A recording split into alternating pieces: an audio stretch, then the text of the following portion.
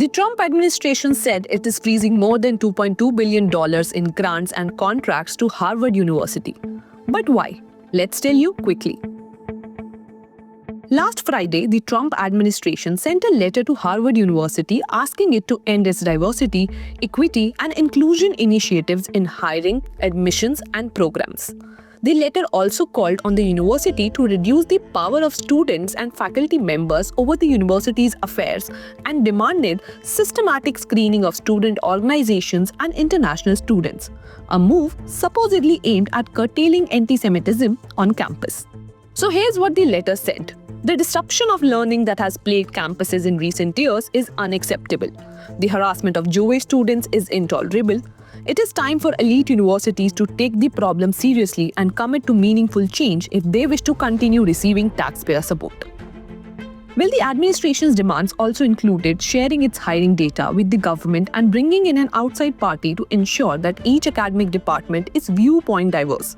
The failure to comply could result in the loss of billions in federal funding, the administration warned.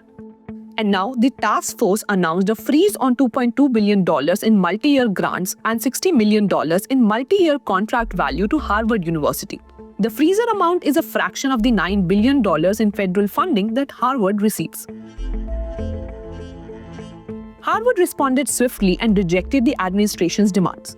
The institution said it will not comply with demands issued by the Trump administration as they are in contravention of the First Amendment and invade university freedoms long recognized by the Supreme Court.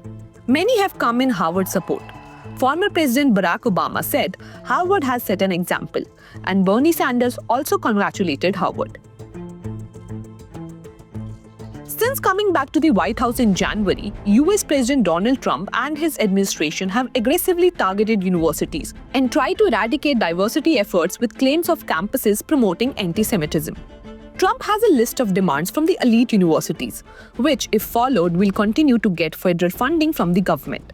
Trump has complained about racial discrimination in higher education, suggesting universities were increasingly hostile to white students.